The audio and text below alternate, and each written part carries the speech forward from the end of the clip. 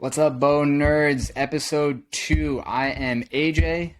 And I'm Braxton. And we've got a special guest on today, Corey Anderson. But before we get to that, had an awesome episode 1 with Kyle from DCA Custom Arrows and Dialed Archery. Hope you guys got to catch that. If you didn't, definitely after this episode, go back, check that out. It was awesome. But before we get into our talk with Corey, who was I've done a couple of podcasts, and this was one of the funniest conversations. I don't think I stopped smiling the entire time we were talking to Corey. I think my cheeks still hurt from talking to Corey.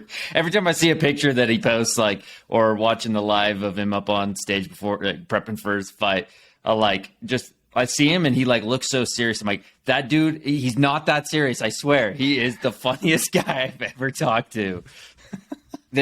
He's a rare breed of just super transparent, real, down to earth, just salt of the earth, just good people. But before we get to him, Brax, what do you got going on? We're approaching Total Archery season, and I know we got a whole bunch of good episodes coming on. But what do you have going on in your neck of the woods? Well, right now it's life's busy, so that takes out a lot of hunting crap and shooting my bow and. Closed on a house today and works nuts. So I'm trying to prep for Total Archery without even being able to shoot a bow right now. And then come Total Archery, my wife's supposed to give birth 2 days before, so that's gonna play a big part. So it's gonna be a busy summer. And I've got a lot of planning and prepping to do I've got a Montana hunt I'm trying to get solidified. I'm put in for the tag, so who knows if I'll actually draw it. If not, I'll go to Colorado for 10 days and go see if I can find an elk over there. And other than that, I got turkey season coming up, and that's always a good time. I'll definitely head out and go find a gobbler. I'll hunt the place I've never hunted before, because usually I'm down in southern Utah, but now I'm moving up north. I've got to find where they are, because I got to lose my secret spot. How about you? You got anything coming up? Man, same as you. I mean, it's kind of funny that we're kicking this off and we're both becoming new dads. My wife's due in November, so yes, I did not time that correctly. But so going to be restructuring my hunting plans for this year for sure, because there's no way I'm getting away, nor would I want to get away with that one. But yeah, going to be hitting up a couple Total Archery challenges, still kind of up in the air. Probably going to do the Vermont one and maybe try and squeak in one of the Western ones, meet up with you. In Utah, potentially, depending on whether or not you're actually there. But hey, if I'm not there, I got an extra ticket for you. There we go. But yeah, I've got just finished up building all of the Nodens recipients bows. So we talked to Matt from Nodens Outdoors, and he's going to be on episode 5. We recorded that a week ago now. But going to head out to San Diego to the ranch at Julian for their immersion camp that they got going on for all their recipients, their vets that are transitioning out of the military, and we're going to be getting them into bow hunting. So stoked for that. And then, I'm going to be going to an event with Eberly Stock sometime this summer too for their Out There event. I actually just got that invitation, so no idea what to expect for that, but super stoked. Props, appreciate the invite and those guys thinking of me, but hunting wise, I'm gonna have to figure something out. But yeah, 2022 is gonna be it's gonna be a good year for us to never forget. And yeah, well, listen, we'll have babies, and if we don't get to go hunting, we'll at least have an excuse to record a whole bunch of podcasts. So the content here will be good regardless. So make sure you're subscribed if you aren't already. But absolutely, and big thanks to Dialed Archery for being the key sponsor to this podcast, making it possible, getting us all of our microphone equipment and making it actually sound high quality, so we're not talking to an iPhone or something to everybody. So huge thanks to them. Yeah, we didn't know what we were doing with this, so props to them for trusting us at all. And special shout out to Jordan for designing our logo. We gave him no criteria, and he ran with it, and we both loved it. He did literally send us that logo, and it's all right, good. No changes, call it good. Thumbs up, cool, we're running with it. Yep. So we are freaking stoked. Let's get into the episode with Corey and kind of go over his fight with him. And I mean, he's prepping for it right now. I mean, I'm sure he's out punching somebody right now. So we're we're stoked for him. So, yeah, let's get in and hear what Corey has to say. Welcome back, guys, to another episode of Bow Nerds Podcast. I'm Braxton. We got AJ on today, and today we got a very special guest, Corey Anderson. We are more than stoked to have him on today's episode. Fights coming up, and I know from what I've seen and heard, Corey's a big-time hunter and bow hunter, and so we kind of just want to open it up and just let you guys, if you don't know who he is, let him tell you who he is, what he does, and what he's about. And we're gonna get into talking. He's prepping for his fight, and I think bow hunting is another big passion in his life. So turn it over to you, Corey. Kind of what's been going on lately, and kind of what you do on a day to day, and what your life looks like. I mean, my life is busy, that's why they call me Overtime. That's where the name Overtime came. Outdoors at Overtime. Everything about me is Overtime. Is because I'm always doing stuff, I'm constant. From the time I wake up at 7 a.m., 6 a.m., whatever the alarm is set, till the time I go to bed. So like now, I'll get up in the morning. I'll read my Bible every morning. I wake up, read the Bible, study the Word. Then I eat breakfast, hang out with the family for a little bit. I'll shoot down here in the office, try to do a little bit of editing. Or shoot down to the bow shop on the other side of the wall here. I got a bow shop with a shooting range. So I go over there, try to fletch a few arrows or finish a bow tune or a bow build, or if I'm working on somebody's bow for them, try to get it done, get as many steps as I can in my free time. Grab my bags, head out the door. I'll go train an hour to 2 hours, depending on what it is, about 30, 40 minutes away. Back, I'll rehydrate, eat, spend time with the family. So I get a free time, go out and shoot a couple arrows in the yard in the range. If it's raining, shoot a couple arrows down here just to practice my release, my form. Again, go back to doing something in the bow shop, fletching arrows, finishing the fletch, or trying to edit episodes, going through SD cards. I got piles of trail cameras sitting here now. I'm still in the middle of just going through and checking all the cars and all that, making sure my SD cards for the cameras are all stacked over here is ready for the show. So if a hunt trip come up, whatever, I don't have to go digging.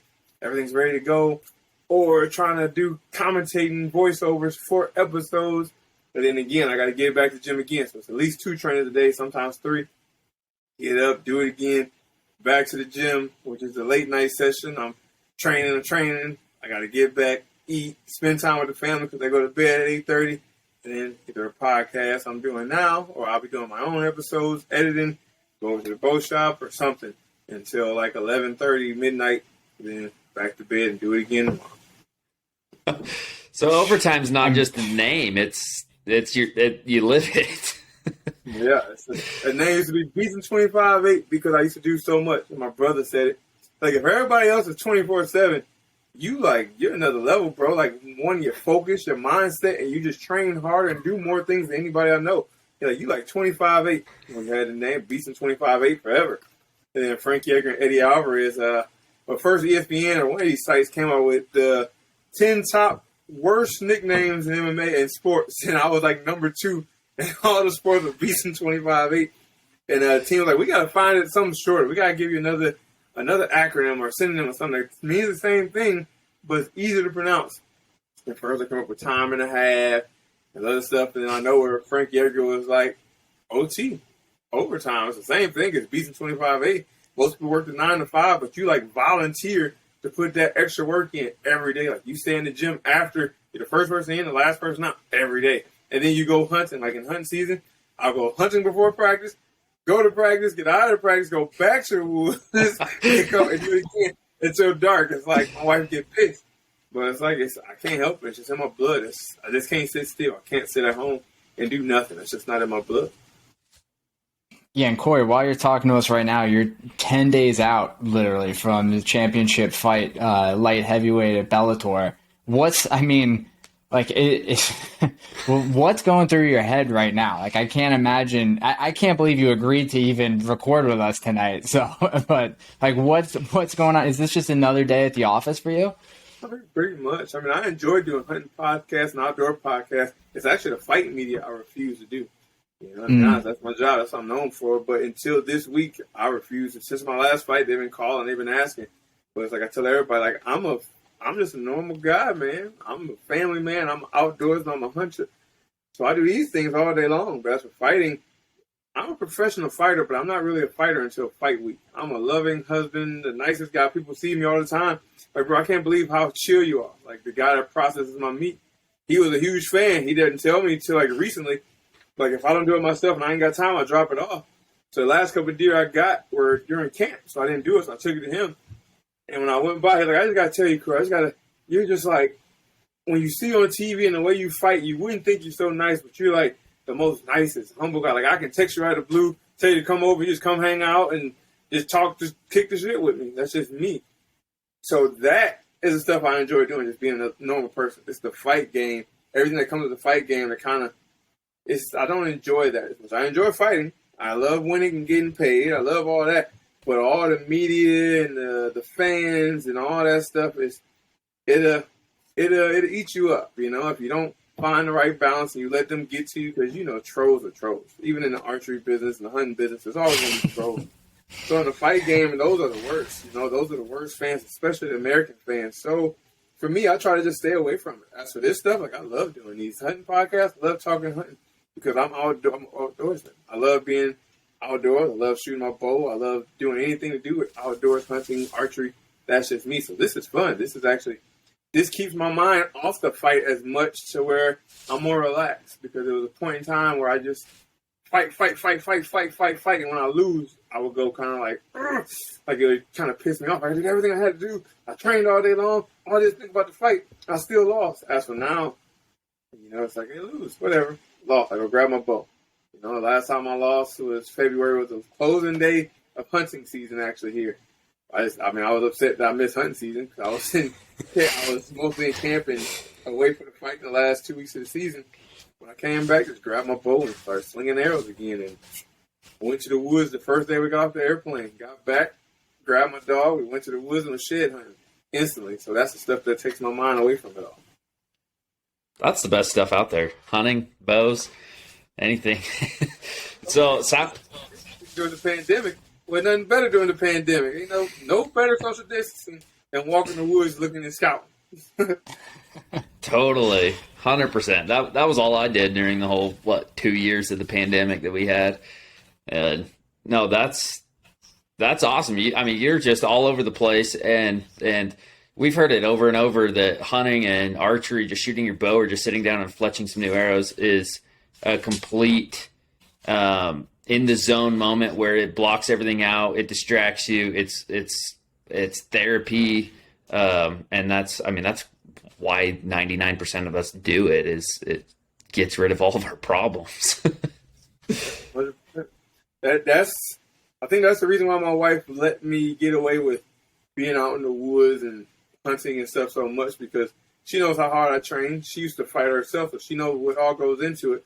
And she knows I don't do therapy, I don't speak my feelings, I don't talk about much. But she knows when I go to the woods, like sometimes I'm getting crabby in the house, she's like, just go to the woods, go somewhere. When I come back, I'm so much different. And she's like, oh my God, I'm so glad you're in a better mood now. I guess you just needed some fresh air to go out and walk in the woods. That's all I needed. Just need to get out of the house. You know, I can't be crammed up if it's just training. And the kids, I love my kids, but sometimes they frustrate. They're kids. And we're just pinned up in the house. It's frustrating. But I can get out and get that release. That's all I need sometimes. Well, and your wife comes from a hunting family too, right?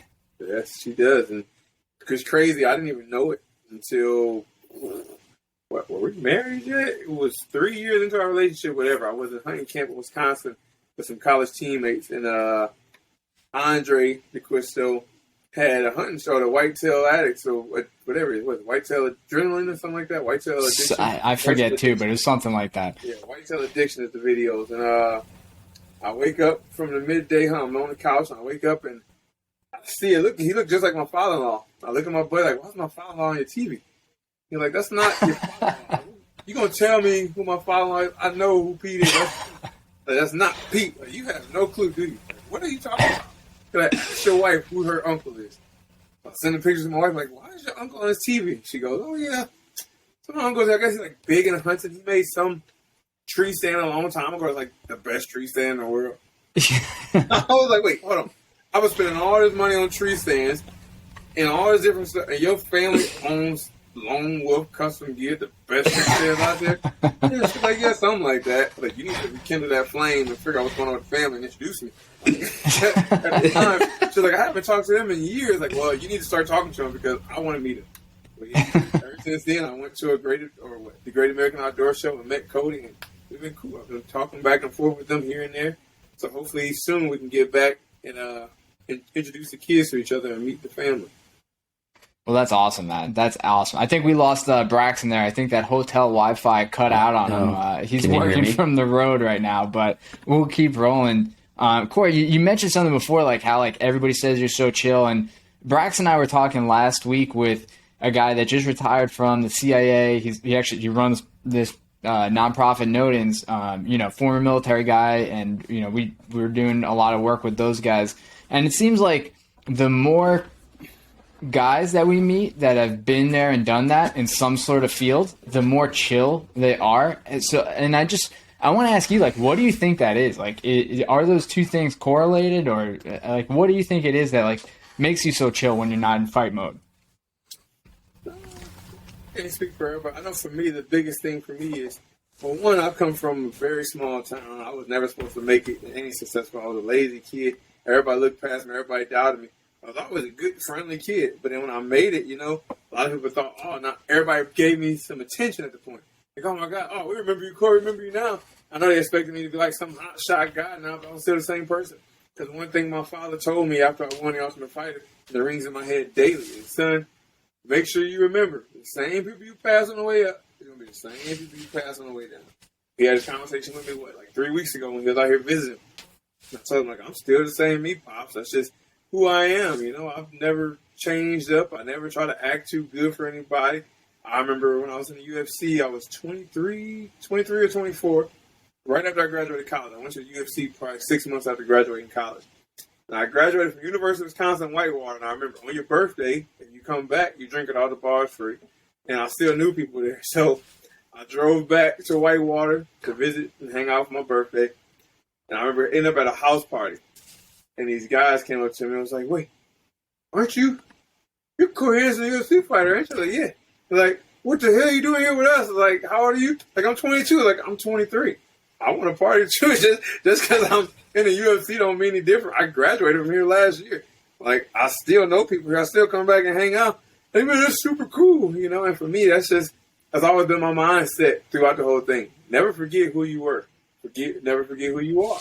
It's like, you're not any better than anybody else. When people call me famous, that's the worst. I hate that. I hate when people say, oh, my God, you're famous. Like, no, I'm not. I'm just more well-known than you because I fight on TV. I'm the same person as you. I do the same thing as you. I wake up with my pants on the same way. I go to bed the same way. I brush my teeth the same way. I don't do anything different. I just fight, and I'm known for it on TV. Don't call me famous. And that's just the biggest thing for me is because, I just want to be seen as everybody else. And I remember as a kid, one incident did happen as a kid, too, that sticks in my head. We went to an NBA game. We went to the Knicks versus the Milwaukee Bucks. And my brother was a huge Latrell Sprewell fan. I remember we went to go get his autograph. And he came out and seen all the kids. And he told security, get these effing kids out of here. I ain't signing no autographs. And I left. And that, I remember my brother being hurt. And that's just something else that stick with me as I go through my day-to-day. When I see these fans and see kids at the gym, they want to take pictures. I love hanging out with the kids, taking pictures, play wrestling, play sparring. Because I remember that day vividly how much it hurt my brother. Like, he was a diehard fan of Latrell Sprewell. And this guy just kind of dogged him out. And after that, he didn't care for him. So I would never want another kid to feel that way that I seen my brother feel. That's awesome. That's awesome. Yeah, I remember, I think you might have messaged me first on social media, and I was like, Corey Anderson. But yeah, man, it's been great to get to interact with you and watching, like the hunting content you've been putting out is just so much fun because it's just you. It's I remember I rewatched your TAC video from last year recently and shooting with Dudley and stuff. And it was just great because, like, as much stuff as you've gotten to do, you still got that same excitement we all do when you're rolling up on the target and shooting TAC courses and running into other people you respect. It's super cool to watch. Yeah. I don't ever plan to change. I hope it never.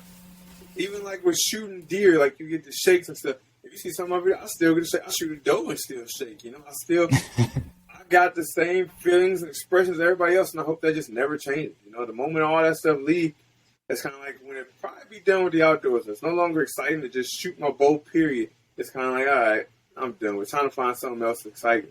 But I don't see that ever happening because the archery game is just forever evolving. Like, I went to the bow shop and had the guy here in Jersey teach me everything I know about a bow. I was fletching arrows for free. It's like, I'll fletch your arrows for free because you hate them. You just got to teach me everything you know. He's like, I can tell you as much as I can, but the game is always evolving. So you'll never know everything. And it's true. That was like 3 years ago. And every day it's something new coming out. Some new piece of equipment, some new technique. And like, so I feel that's going to keep me in this game forever. Like, I love the outdoors.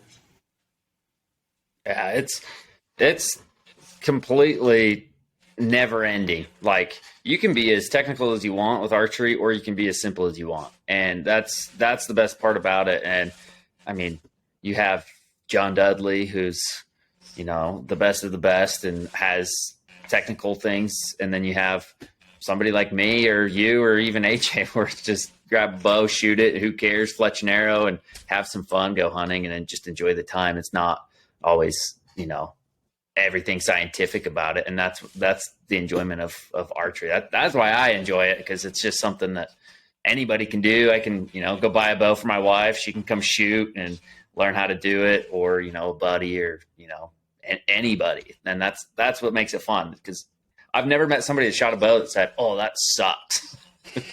True. I got Frank Yeager. I got all these different UFC fighters, MMA fighters. They all, I want to do it. I always got extra bows. I got a wall full of bows. So I set one up for them, let them shoot every one. Man, I can see why you do this. This is addicting. Like, this is better than shooting a gun. It's therapeutic. You know, like Frank Yeager ended up buying a big old target, put it in the back of his garage, and he was shooting like every day till he hurt his shoulder. It's like, I got Roger Matthews from Jersey Shore. Saying, got him hooked up. I got these guys getting hooked up with PSC. But it helps PSC. It helps like the archery aspect. It helps the fight aspect, because we're getting more people into this sport, you know. And if somebody like Frank Yeager with 500,000 followers from the MMA community posts a picture shooting his bow, people in the MMA community don't know that. It make them curious. Like, oh, let me try that. You know, and same for PSE. If people in PSE see Frank Yeager and they post, and they're like, oh, who's the MMA fighter? What is MMA? If they never seen it, they'll go check it out. As a fellow guy shooting a PSC, I got to pick your brain what your setup is and how you found tuning the new bows, because you're shooting the new XF33, right? Yep. How was it setting it up? What are you running on it? Did you change anything from last year? I know. So the biggest thing I can take away from the XF so far for me is, like I tell you, I got super long arms. And when I tell people my draw, they're like, "There's no way," but my arms are freakishly long. And so for me, with the PSCs the last few years, the last one they had out to my draw, it was still short. Was the 35 Stealth SE. That was the first one I can shoot all the way out, and it was still a little short. Now with the XF, I can go out to 32.5, which is the perfect draw for me. It's the first time I can pull all the way out, make a T, be looking this way, and pull right in the anchor without bending my elbow or anything. So that alone right there was a game changer for me. Like, my shots are already more consistent. I feel more comfortable when I get into that. When I fall into the valley, when I hit that draw point, I'm at the end. It just feels so much more comfortable to hold with everything extended. Then my elbow bent, and I'm like fighting it because my elbow is too bent and it comes back, or I let the string go. So off the get-go, the XF right now, that's a game changer just because of the length for me, the draw length. As for accessories, I've been partnered with Vapor Trail for the last year and a half now. So I got my Gen 7X. I kept that the same. I'm partnered with Stoker Stabilizers, which is also part of Vapor Trail, the same owners. So I got that. A new thing I tried is this new sight company. I was using HHA the last couple of years, but this new company, Redline, came out. The guys that's like involved with Trophy Line. I did some saddle hunting, dabbling with that, and I met those guys at a trade show. And they sent me one. And so far, like, I just got my tape set last night from 20 to 60. I did the marking, so now I can put the actual tape on and then go to an outdoor range and test it out to 100 to see if it's still accurate. I'm doing the Bowmar nose button. I just feel that's better than the kisser button. It's been that way for a while. I think anything else I'll put on there. I think I'm going to go without the sidebar for this one. I might use a sidebar for the tack, but hunting this year, I don't think I'm going to need it. It just feels very stable. I don't know if the wide limbs, the limb pockets, way it is to help. It just sits so much more stable, or maybe it's the weight of the sight. It doesn't lean to the left or right like the HHA. I had the Tetra Max, which was pretty heavy. So it could have been that, but this year I don't have that lean. Every time I draw back and look, my bubble was right in the middle. So there's no reason for the sidebar. And I'm using my same Cobra Archery, the Harvester thumb button or thumb release. And I use this stay in the perfect back tension when I'm just trying to practice that's the prize, just getting that jump by the shot. Other than that, the same arrows, Killing Sticks, it's a company out of Canada, pretty heavy. It's the only arrow I've shot with a mechanical, hit a deer in the shoulder and blew through both shoulders and didn't even slow down at all. So I stuck with them after trying that once, and I think that's pretty much it for the bow build. Yeah. You're at a 32.5-inch draw. Yeah. That's awesome. What weight are you? What's your poundage? I got the 80 pounder, but I'm shooting at 74.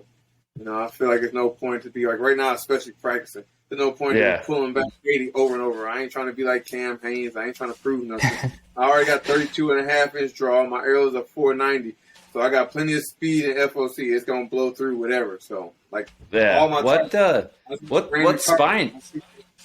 250. 250.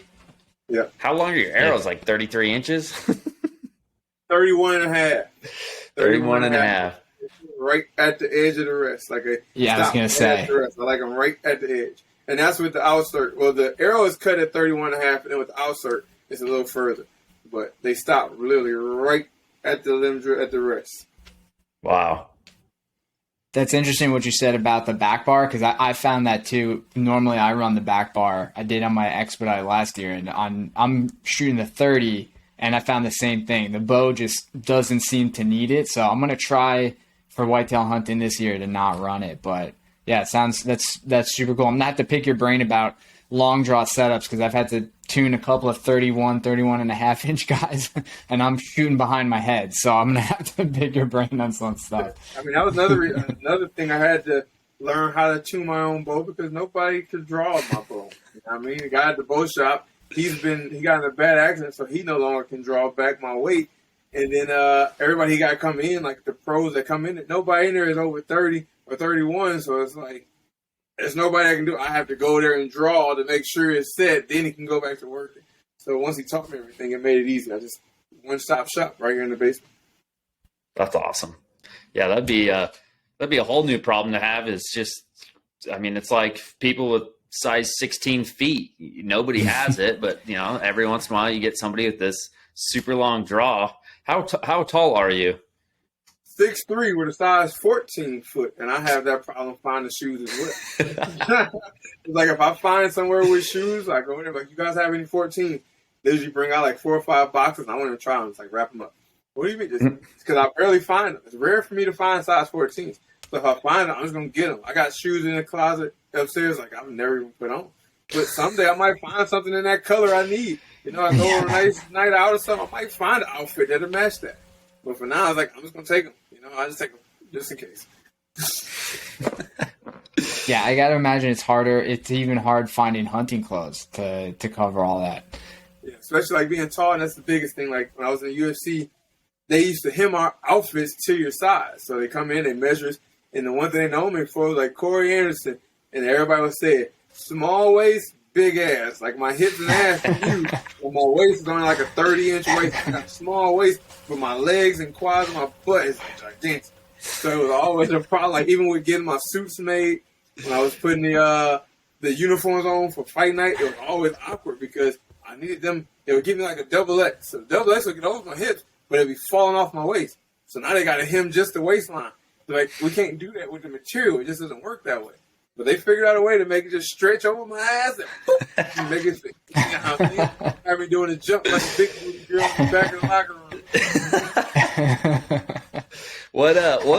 What boots do you wear for hunting? So I already said I'm not partnering with them, but they started sending me stuff. I posted a picture before wearing the boots, and they just now it's like if I need a pair, they send me. So I had the Vapor Treks.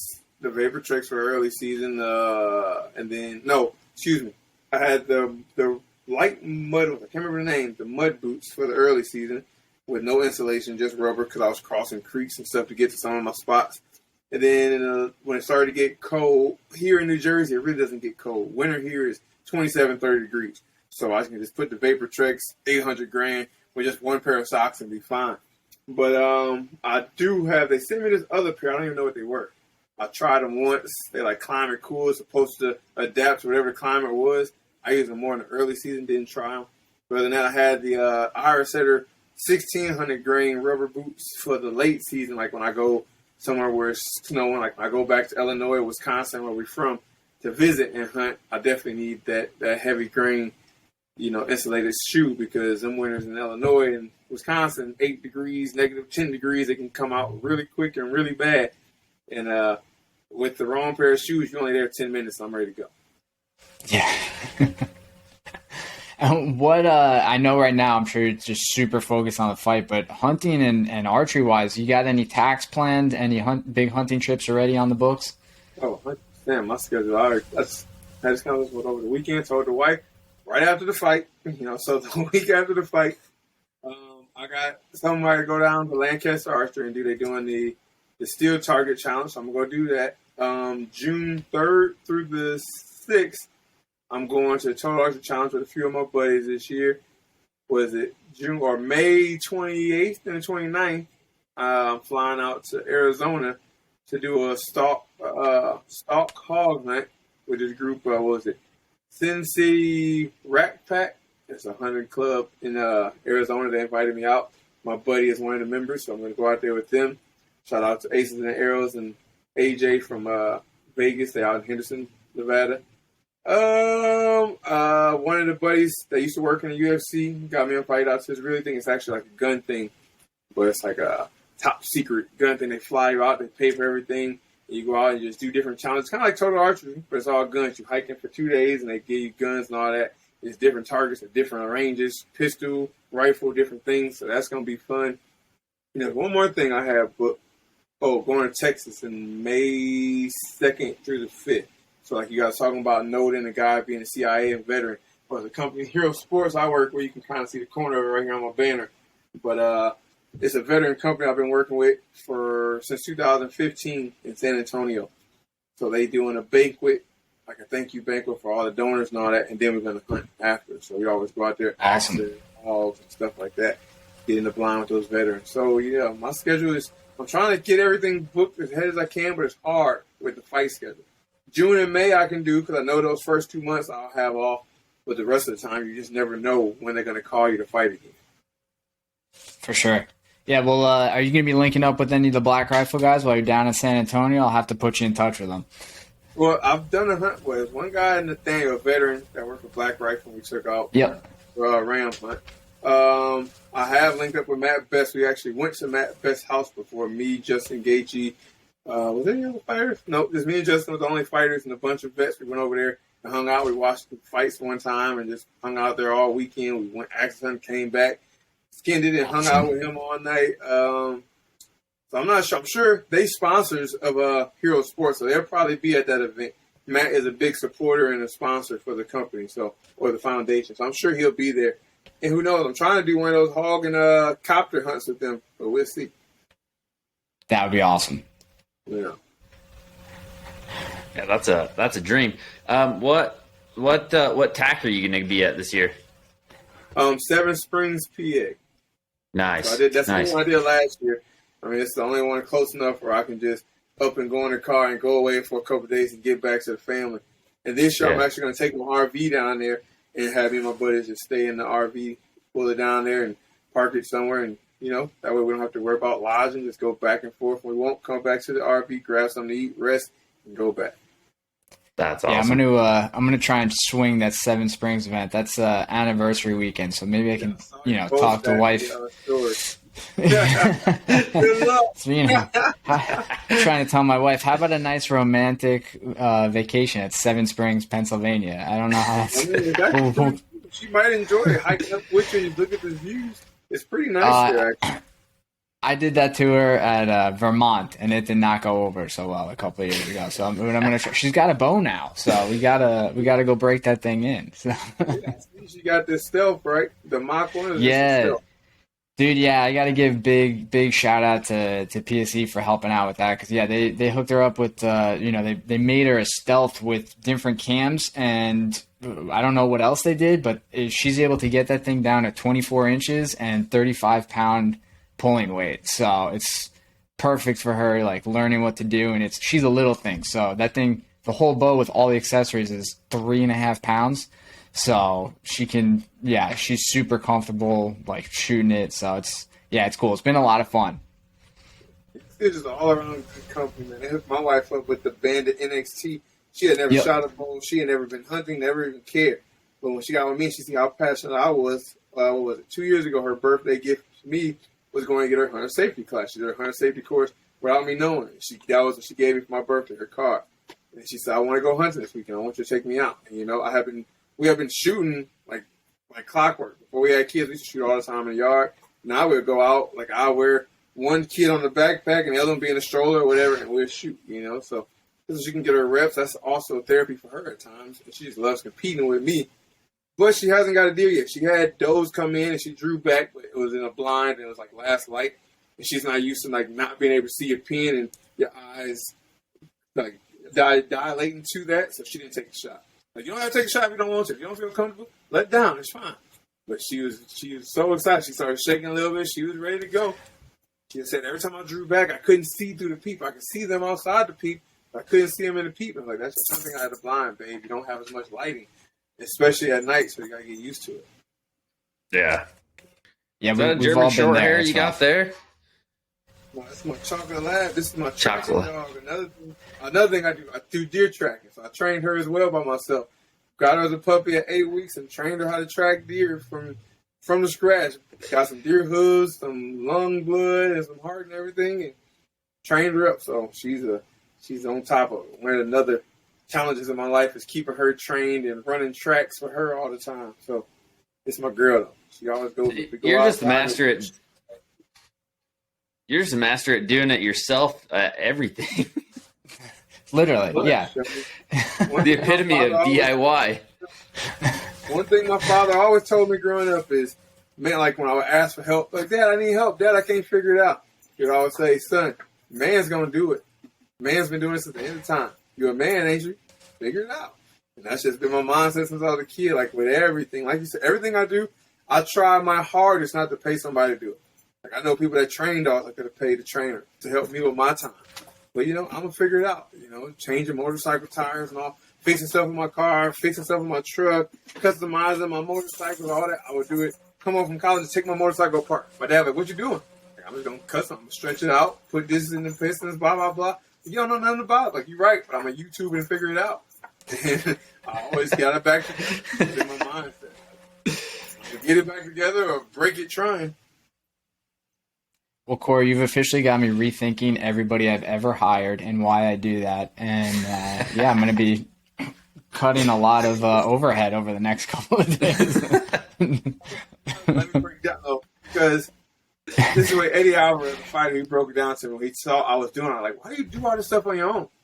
I'm like, why not? Like, it's one, it saves money, and two, now I know how to do it. He said, yeah, but you don't have to continue to do it. Okay, you do it once, so now you know just in case. But you got to think, you're in a spot now where your hours are money. You know what I mean? So you spend 2 or 3 hours doing a job that it might take somebody else 20 minutes to do, because half the time you're trying to figure it out. So you pay somebody maybe $100 for 1 hour, which took them 20 minutes, when you just lost maybe $400 or $500, maybe $1,000 a time that you could have been out doing a private training session or training or something. You got to think about it that way. So like at times, like right now when I'm busy in fight camp, if it's something I know I can do, I do it. You know what I mean? Or if it's something I know I can do easy, I'll do it. If it's something like deer processing, like I said, when I'm in camp, and it take a little time, the deer can only hang for so long before it start going bad.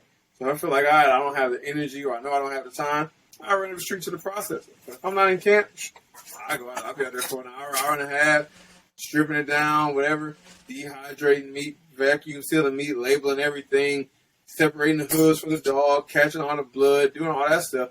There's a process. But if I don't have time, I'll just throw the blood and stuff out and take the deer somewhere to get it done, because I don't have the time. So do you keep the blood to the deer? Is that what you're saying? Yeah, I I got a small freezer over here. Like when I shoot a deer, I keep in my cutting bag and my tracking bag. I keep like Ziploc bags and a little strainer, like a scooper. And I go out there and scoop before I cut it off. Scoop all the blood out and pull the guts out and get the rest of the blood out the bottom. Seal it up, put it in another bag, put it in the pack, and then we go back. And then we throw it in the freezer. And then you take all the lungs and the heart and stuff and you freeze them whole. And when you're ready to use them, I got little bags cut up like hearts and lungs and liver cut up in chunks. I got some whole livers because if somebody got a puppy and they want to train it, the best way to do it is you take a liver. That's the most scent feel vital thing. Easy to track, just do a 25-yard track, blah, blah, blah, run it till it's like start to run out of scent. Then you start cutting it up in pieces, and you feed it as a reward. So you do the track and just give them a piece of it at the end. Like I said, I got a whole freezer over here filled with hearts, liver, blood, bottles filled with blood. So I go out and track 2-3 ounces here and there. So, yeah, that's another hobby. Drives my wife crazy because there's blood all over the freezer. It drives my wife crazy just to process the steak on the counter. So I'll tell you a funny story about processing. The first year we did, like I always said I want to do it. My wife said, I see my dad do it, my uncle do it. I want to do it too. Now, she was 7.5 months pregnant when she said it. But, and I'm the type, once you say something, I don't take time. Once I want to do something, I'm not going to say one day I'm going to do it right now. But that night, I went out and I shot a deer. I came back and hung in the garage and I quartered it up. I came in with trash bags and dropped it on the counter. She got like these marble counters. She's like, what are you doing? Like, you said you wanted to start living off the land, so by the time she's like, Lord, I'm 7.5 months pregnant. You think I'm going to handle the blood smell? We got you now.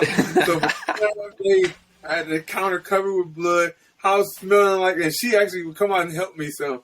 And you can see in her face, like, she was so disgusted. Like, she was going to give birth to this baby and throw up. She's like, I can't believe you're doing this right now. Like, you said it, but now we got to hurry up and get it out of the kitchen before it goes. But yeah, so that's, ever since then, so that's what she realized. You really you go balls to the wall with everything. You are all out with everything you do. Like, yeah, pretty much. I'm going to figure this out one way or another. So. Well, this is the Boners podcast, so this is absolutely perfect. Yeah, Corey, man, I've gotten obsessed the last year with jiu-jitsu. And one thing that I have a hard time convincing buddies that want to get into it but are afraid they're going to mess up their shoulders and all sorts of stuff. Like, you're literally 10 days out from a fight talking about going on a hunt the next week. Like, what's some advice you've got for guys that, like, want to train but are afraid to train or just apprehensive about it, things like that? I remember messaging you when you was posting about it, and you asked me something about what guys something to go. I said, stay away from those guys with egos. They're always trying to prove something. Find somebody that's willing to learn. Even the black belts that's just willing to learn. Because those are the guys that are going to go smooth with you. They know you're a white belt. They know they're not going to go out there and try to choke you out. They know they can do it whenever. But instead, they're trying to learn with you. Because even as a black belt, it's still small details that you learn every day. So when you got guys that's nervous to do it, just tell them find the right place, go in there and tell the instructors, like, I'm nervous to go with somebody to get hurt. And then make sure they'll put you with somebody, if it's a legit gym, a good gym, they'll put you with somebody that's more of a safe, keep a person that's going to help boost your morals and that's going to let you kind of like roll and beat them up. They'll let you put them in bad positions because they know if I need to defend it to save my limbs from breaking, I can get out of here because I'm better than them. But at the same time, I'm not going to go out here and try to beat them up and hurt their feelings. I'm going to let them work so they feel comfortable enough to think like, man, that was cool. Just like think about as getting somebody into shooting a bow. Somebody's never shot a bow. You're not going to take a bow and set it to 80 pounds and say, here, shoot, pull this back. They can't. They're going to try to pull, I can't get it back. You're going to set it as low as you can to make it seem easy so they can pull it back and get a shot. Like, man, that was cool. They can do it over and over and over and don't tear their shoulders. Same thing go for fighting. Same thing for kickboxing, jiu-jitsu, everything. When you start, find somebody that's going to take your skill level into consideration. And they're going to train. They're going to work with you. They're not going to work on you. They're not going to train with you. They're going to work with you to learn. Because you're a white. So many things you got to learn in the beginning before you can even say you really do jiu-jitsu. Right now, you just in a gi with a belt getting rolled around, learning. So if you go with somebody that's been at it their whole life, black belt, brown belt, that's ego feel like I'm always about submitting guys, I'm leg locking, taking heels and this, you're going to get hurt. Guaranteed. There's no way around it just because that's just the way people like that roll. If you can find somebody that understands and they are, like we are bow advocates. We are archery advocates, hunting advocates. We try to do things to get people in this.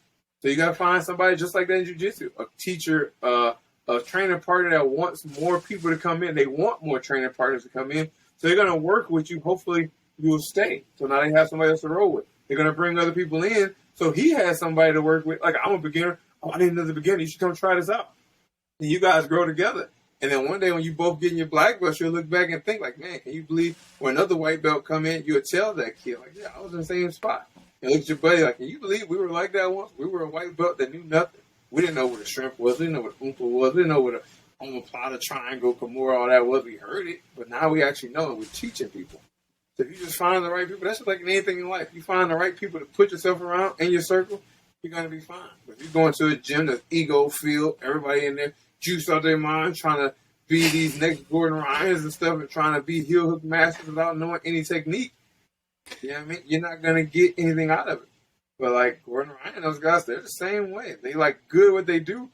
But I remember before Gordon was as big as he is now as a martial artist, I rolled with him as a white belt, not knowing anything. And he let me get some position. He was way smarter than me. When it got to a point where I did something, I was about to like put him in a dangerous position, he just break out of it. And then when he submitted me, it wasn't like he submitted me trying to hurt me. He submitted me to teach me something, to learn from. Same thing when I go to Ricardo Almeida and all these other multiple degree black belts till this day. Like if I start, I'm getting better. And it's some situations I get into, and all of a sudden, all right, they got to fight to another level because they know, all right, it's dangerously close. So he might choke me out and submit me. But they're not going to do it in a way that I'm going to get hurt. They're going to use the most technical way they can to get out and put me in a submission or a situation for me to learn from. That's such a good lesson. I think that applies so much to archery too, right? Just getting in and feeding off of people that can grow with you, and also having those mentors and finding that right niche of people that you can just grow with, because it's endless, right? Like there's never a bottom to this pit that we've all dedicated our lives to. And the thing is, like you said, so it goes with archery. The way you think about it, you got guys that's like, I know guys are super competitive and they don't want anybody to shoot better than them. You know, they'll teach you enough to where you can get started, but they won't teach you also. They'll let guys shoot with bad form. Or somebody keep rubbing their arm like, I keep getting straight, bro. What am I doing? And they're all, you just holding the grip too tight or something. But instead of showing them exactly going through, like you got to turn your hand. Don't hold it like a baseball. Think like, I tell people all the time, think like you're driving your car, right? You drive your car like this, so just pick your arm straight up. Now put your hand out. Now put the bow here, and I turn your hand just a little bit. Now your forearm is out the way. You know, people don't break down stuff like that. They just teach you pull back, put the peep on the pin, and shoot nose and string. Shoot. They shoot a couple times like, all right, you're good. But they never actually teach them step by step. Tell them what they're doing wrong. They keep telling them stuff they're doing good. But instead, I want somebody that's going to tell me what I'm doing wrong so I can learn from it so I don't make that mistake again. Totally. And that's for me, I get a bunch of like, whether it's friends or cousins or, you know, family members that are like, hey, I want to shoot a bow. I'm like, you've literally never even held it in your hand. Like, and then they're like, oh, I want to buy this bow. They'll send me a link to like the brand new Hoyt RX7, 80 pounds. I'm like, yeah, it's a killer bow. Yeah, it's $2,000. Yeah, let's get it. I'll take it. I'll give you my old one. No, it's a good lesson to learn that everybody's got to start somewhere. You don't have to start with the best, and it's always best for your mentor to like you're saying, to get down on your level and have somebody willing to show you and not just throw you in and say, yeah, shoot this, call it good. Because I mean, in the end, you're not going to have as good of an experience doing it, especially in archery, because it's frustrating if you're shooting for weeks and you can't hit anything worth crap because you didn't learn. Nobody taught you. But as soon as somebody shows you the right thing and you're hitting bullseyes within the first day, it's, you know, you're hooked for forever. I know the bow shop at my local bow shop, he always throws he's got like a blower with like a metal pipe and throws a ping pong ball that sits there and floats. And he's like, I guarantee you, if you buy this bow, just shoot a little bit, 100% guarantee we'll make it so you can shoot a ping pong ball out of the air. Nobody ever believes him. And every single time that he sells a bow, every single person shoots a ping pong ball out of the air. And so you leave the bow shop and you're like, dude, I shot a ping pong ball out of the air with a bow. Like, I can kill anything. I can shoot anything. And you go out, cloud nine, and then you go shoot past 15 yards and you probably suck a little bit. But it gets the form and he gets you down to that level and breaks it down so that way you have that better knowledge right off the bat when you begin shooting. It's all about mindset and perspective. You know what I mean? It's like, I know, like I said, I taught other than just fighters. I got one of my physical therapists. He saw me posting hunting all the time. He wanted to get a bow. And the thing is, like you said, like when it's hard with the fighters, they got the following. So if I reach out to PSC, they're like, oh yeah, we'll get that guy. Like the owner of Monster, he just hit me up like, oh, I want to get a bow. Talk to PSC, like, oh yeah, he got a great following. Something like that. They give them, want to work with them, give them a deal. Then you got guys that don't have a following that want to get into it, and they see what I'm shooting, or John Daly, Cam Haynes shooting this.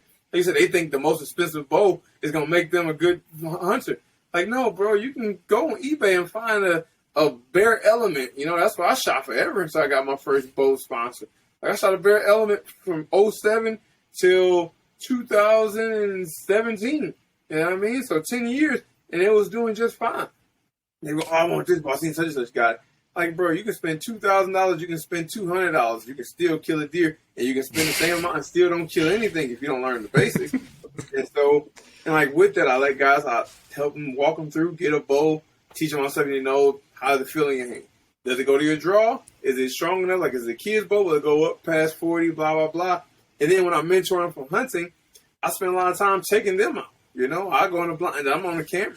And they be like, or I take a guy and put him in a blind. I go to a tree stand on the other side of the property. Like this year, I passed up a buck that walked right underneath me, but I knew from the way he came, he's going to go to the blind with my buddy. I let him go, and my buddy missed. Like, oh, I missed that buck. Like, oh, man, I showed him the film. Like, I had that buck underneath me. I let it go for you. Like, why you didn't shoot? Because I want you to shoot one. If I would have shot a deer, I've shot plenty of deer. If I would have shot that deer, they would have all went back where they came from with a whole bunch of does in that buck. Like, if I let them all pass, I knew the only place they can go was where you were saying. So I was okay with not shooting it for you to get opportunity so you can have that adrenaline rush. When I have the guys in the blind, like, I go out, no bow, just the camera. They're like, where your bow at? Like, I'm not hunting today. I'm just here for you. Like, I'm going to put you on some does, whether we go to a beta spot, whatever, take you to a spot to give you an opportunity. I mean, if you miss, I've had a guy that missed 3 times. I've had him out multiple times. He keep missing. But I keep taking him out until he get it. I started a YouTube series, The Quest for Aaron to get his deer. He had a big old doe come in, they came to the feeder and stopped and looked at him. He waited to shoot too long, and he got behind the feeder, and he shot the feeder. And that was the last episode we got up, and he was so upset. But it's like, bro, we're going to keep trying, we're going to keep, eventually going to get one. This year we had a few hunts. He shot one. It was getting dark. He missed. And then another one, the buck he missed. So he missed 3 now. I just haven't even got to edit those episodes yet. But I'm going to keep taking him out regardless. I want him to get one. I'm not going to hunt with him and shoot one with him in the blind. I want him to be the one to kill. I've had friends that took out that killed one their first time out, and they hooked now. They hit me up all season, like, bro, let's go out again. Bro, let's go out again. You already killed one. You're on your own now. Like, I'll take you out and sit you on the blind, but I'm going to hunt too. So, I'm always trying to make it to leave a positive impact and a positive feeling after. I want a great taste in their mouth so they can keep doing. Like you said, the guy shoot pinball or ping pong, they think he's the man now. If you go out and kill a deer, it's like, oh, that's fulfilling. The first time you take a bite of a steak that you killed, you want to do that again. You're going to teach your kids and your family down the line.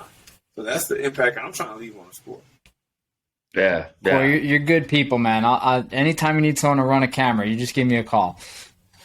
All right. I'll keep that in mind. Where you located, Adrian? Where you at?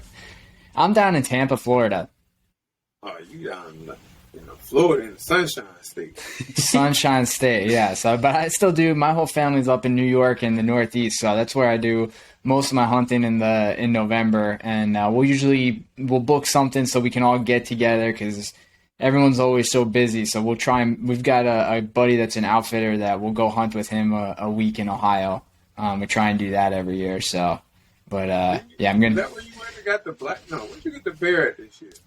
That was New York. That was actually 2 years ago. Yeah. So our property in New York backs up to some state land, and the urban legend is that's where they release all the nuisance bears. So our property, we're on like a ridge, and there's a old logging road. We got a ton of acorns, and then the backside's all like rocky outposts, and they all den in there. So we've had a ton of bear in there every year. We've gotten at least one bear off there, because you can't really hunt for bear in New York specifically, because you can't bait or anything. So we're really just hunting whitetails and then trying to pattern them, and you'll get a couple of bears on camera, so you can kind of like split the difference where you set up your stands. But it's really hard to just hunt bear out there. But we've been pretty loaded with them the last couple of years. I know New Jersey, they killed the bear hunting season this year. They took it away, which is really upsetting to a lot of these hunters. I never hunt a bear here. I hunt them in Canada. But here, everybody was super upset about that. And I guess up in North Jersey, they're starting to take over and whatnot because they killed the hunting season. Yeah, well, so where our property is, it's right by, it's not too far from like the Jersey-Pennsylvania border. So we're in that area.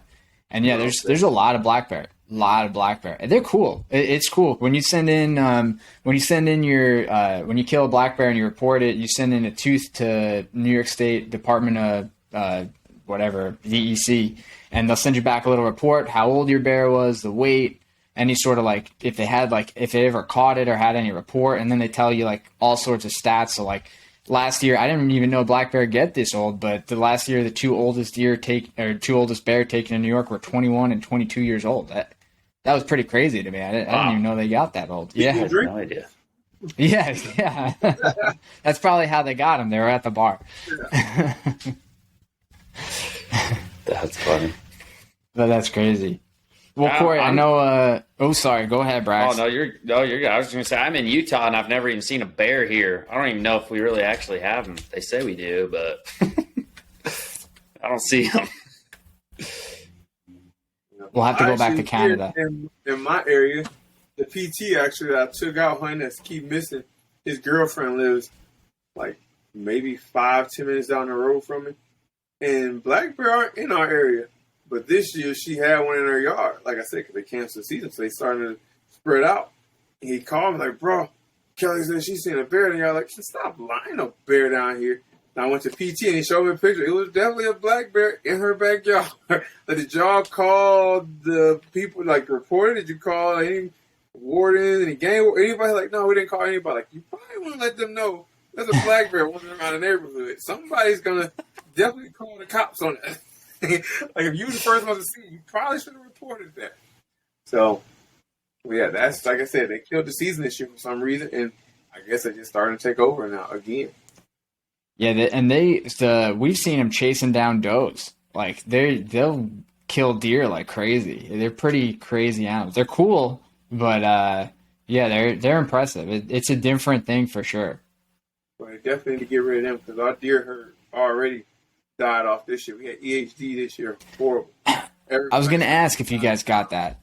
Oh yeah, we got it bad, man. I got a buddy that kills big bucks every year. He said. Against season, he shot one buck, but it wasn't nothing to brag about. He found his 4 shooters that he was after all dead, tested them all EHD. Another farmer that gave me access to his property, he called me once, like, Corey, have you seen any dead deer out there? Like, no, sir, I haven't. Like, well, the guy down the road called me, and they found 100 dead deer plugged in the creek that feeds his horse was drinking from. I haven't seen any on your property. I haven't been out to the creek either, but they might be over there. And like, yeah, it was 60 plugging, like stacked up on top of each other, plugged the hole. 20 more or 18 more they found working their way down. 17 on one side of the field, like another field on the other side, and a handful more on the right side. So like to 100 or something deer that they found dead over a weekend. Like, holy crap. Like I said, they only have 24 hours. Once they get that bug, and they got like within 48 hours, they're gone. So that weekend, all those deer died over the weekend. It's like, dang. Wow. So, like, it was times in Jersey, like, you can kill, I go to zones where you can kill unlimited does. So, usually I go out and I would see, like, every time I would go, I at least see 10 deer. Every season. At least 10 deer. Even whether it was in shooting range or at some point in the woods just walking around. This year, it was probably every 10 sits, I might see one. And it was usually like a fawn or a real, real young doe. or a spike. It was like the deer number. I seen one shooter all year. One shooter. So, Jeez. that interesting and bass. I didn't even get a buck this year. I got a bunch of does, but like towards the late season, I started seeing the bigger does out in the swamp area or deep in public behind my house. I started finding them. Other than that, no bucks. I'll see it here and there on camera, but never seen them in person. It was just a bad season. But my freezer was full regardless, so. Yeah, we had that EHD bad on Long Island too. We'll usually we've been trying to get out, do some more it's urban hunting where my family's at on Long Island. So you can be within 50 feet, I think it is, of like a residential home. It's pretty crazy, but yeah, they got hit with the blue tongue and that EHD pretty bad this year too. Yeah, here in New Jersey, it's 50 yards. Oh, 50 yards. It's 150 feet, so 30 yards. You gotta be within 30 yards. No, it's 50 yards. So 150 feet was what it was calculated out to be away from a house or a road in order to shoot. With a school, you had to be 250 feet. But yeah, most of the hunting I do is urban as well. Except for that one farmer that gave me access I got through a friend. The rest of it are just people I know that got little woods in their backyard, maybe half an acre, 2 acre. I think the biggest parcel I had this year was like 7 acres. It was still behind the house with a bunch of houses around them. Other than that, and then public land. I got public behind my house. It's just so pressured. I rarely hunt it, but when I get home from training, I don't have time to load the truck, the e-bike to go out somewhere. I just shoot out back, jump on the e-bike, straight out behind my house about a mile, and find a bunch of does out there. That's awesome. Well, Corey, I think we've been talking for a little bit. I'm sure you want to get back to the family. I know you got that fight coming up, so we'll be rooting for you, man. And good luck, champ. And we thank you again, man, for taking the time out to talk to us. It means a lot. And we're super psyched for you, man. Super psyched for everything. Let everybody know where they can find you and follow you, because I know you got different channels for your fighting and your outdoor stuff. All right, guys. Well, if you want to follow me for fighting, you can check me out at Corey_MMA. That's Corey, the letter A_MMA. If you want to follow the hunting content, you can check out Outdoors at Overtime. And you see that. I don't know if you guys can see that, but boom, Outdoors at Overtime. And there it is. That's on Instagram. You can go to, we got gear and stuff out for that. If you want to see the content is linked to the Outdoors at Overtime channel or page, but you can go to YouTube, also look up Outdoors at Overtime. Like you said, a lot of self-film hunts, just me and myself, and I got buddies on there, but for the most part, it's a one-man wrecking crew doing it all. But, I appreciate you guys having me on. I appreciate all the support, all the followers that come, the followers I have, the partners I have, the sponsors I have, everything. This has been a heck of a journey. Now we come up to the first big title fight in my career.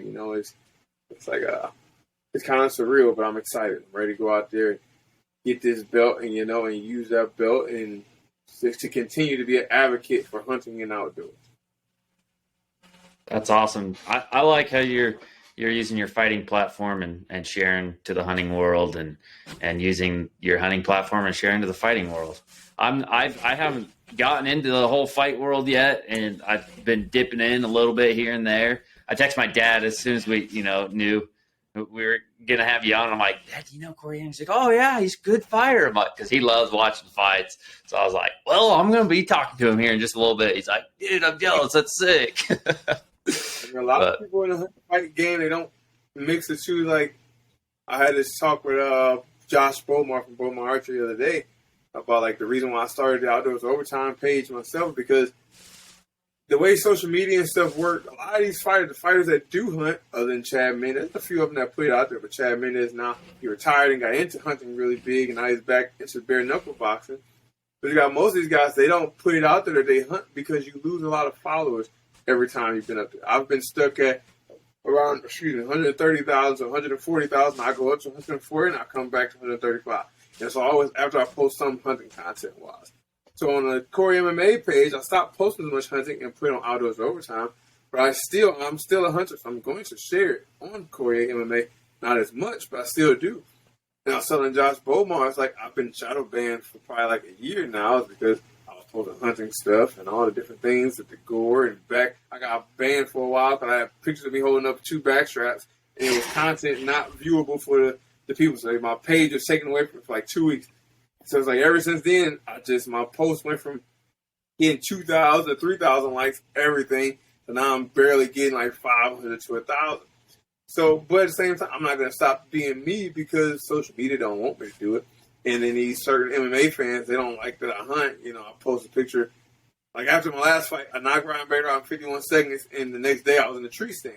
And I posted a picture in the tree stand, and 3 days later, I had people like, oh, that's cool, you hunt, blah, blah, blah. But I don't think they realize like you actually kill stuff. Because like 3 days later, I killed something and posted a picture of it. And that same person, I was like, oh my God, you're so cool. Oh, I can't believe you killed something. Unfollow. Okay. Like, bye. Like, I'm still going to keep doing what I'm doing. It's like, I'm not going to stop because I'm losing followers. And that's what most people do. They don't want to talk about it because, especially nowadays, you make money based off your social media following. How's your following doing? How's your content going? How's your interaction rate and all that? And like now, that's one of the things. Like a lot of sponsors I get, they tell me like, we really like working with you because you don't care what people think. You post videos of you killing a doe when most outdoorsmen, they won't do that because it's a doe. Like you still get excited about your doe and you share the video, and we love that because you have what we want in hunters. Like you relate to the average everyday person, and that's just who I'm going to continue to be. Like I'm not going to change my ways to make this person happy, to gain him as a follower. And people are like, oh, you post controversial stuff all the time. That's why your brand isn't growing.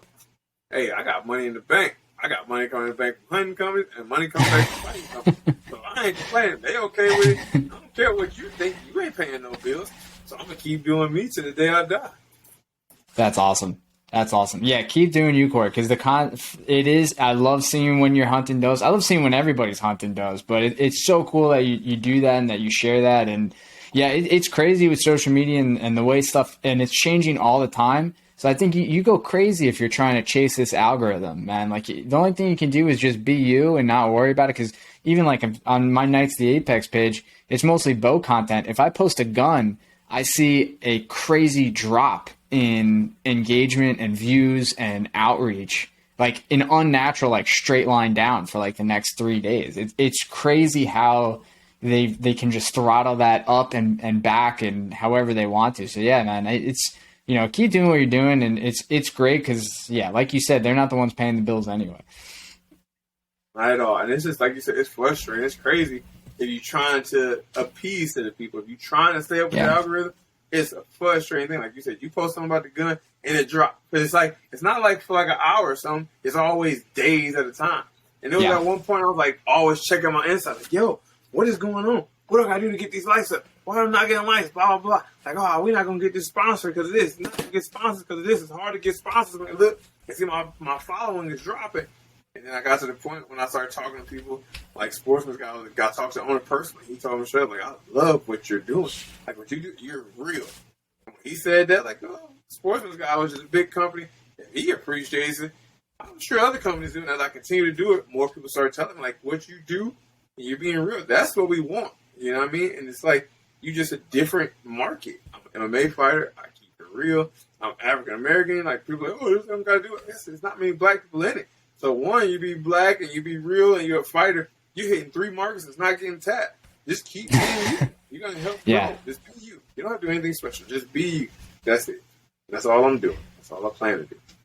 Yeah, it's cool that you're the same person on here with us as you are when you're on Brendan Schaub's podcast, and you know it's just super cool. Rogan podcast. Yep. I'm supposed to be on the Steve Rinelli Meat Eater podcast. I don't know what. Like, I'm gonna be the same person regardless. I'm not gonna change up my image. This is me.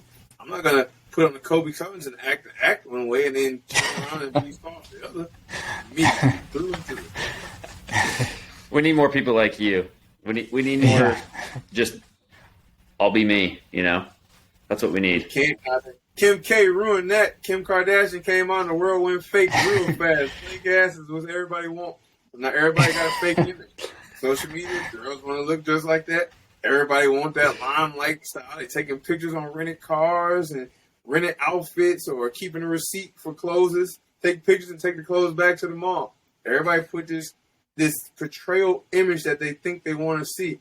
When like I saw somebody the other day, like I go to the mall in my woods clothes. Like I went from scouting one day to the wood or in the woods, like I had dirt, work boots. I went to the mall to get my wife an anniversary present, and somebody came up to me and was like, "Sir, has everybody ever told you you look like Corey Anderson?" I was like, "Because I am." He's like, "Wait, what?" I was like, "Why are you dressed like this?" Like, "This is who I am." Like, I was in the woods. Like, I figured you would dress nicer. It's just like the people in the party when I was young. Like, I go walk out in sweats. What I'm wearing right now is what I went to the gym in. You know, only thing I put on is hoodie because it's cold down here. But this is what I wear every day. Sweats, my hat, sneakers. I don't have it. I got a closet full of shoes. I go to a special event, I'll wear. Other than that, I'm wearing free clothes that somebody just sent me. I got a UFC bag, hand me down, or underwear I've been wearing since college. It might be holes, but they still fit. But guess what? I'm wearing them bitches. Hey, if it's not broke, don't fix it. Hey, my wife be throwing socks out with a little hole in it. What's wrong with you? You better get them socks off the trash. Like, Corey, we have money. We can buy socks. Like, I don't give a damn. Anybody you got shoes on. Put them socks on. Oh, man. Corey, this has been a special one, man. Thanks again, man. And, dude, we want nothing but success for you and so stoked for your fight next week. And we'll be watching and rooting for you, man. Absolutely. Thank you guys for having me. My cheeks kind of hurt. I know, yeah. I've been laughing this whole time. Good, man. That's good. I'm glad I can make you laugh. Hope I got a fan in you. Not just a supporter, but a fan. Not in fighting, but in life. You know, that's Absolutely. I want to make people laugh and enjoy life. If I can do that, I did my job. You've succeeded today, that's for sure. Absolutely. Thank you very much. Thank you for having me. You guys enjoy the rest of your night. And, yeah, let's do something, Major. Let's do one of these tags or a hunt. Let's do a collab or something. Other than this, we'll do something on YouTube. We're going to make it happen. It's collab, so we can make something happen for sure. There we go. Well, thanks, guys, for watching. And, yeah, it's the Bow Nerds out with Corey Anderson, and we'll catch you guys next time.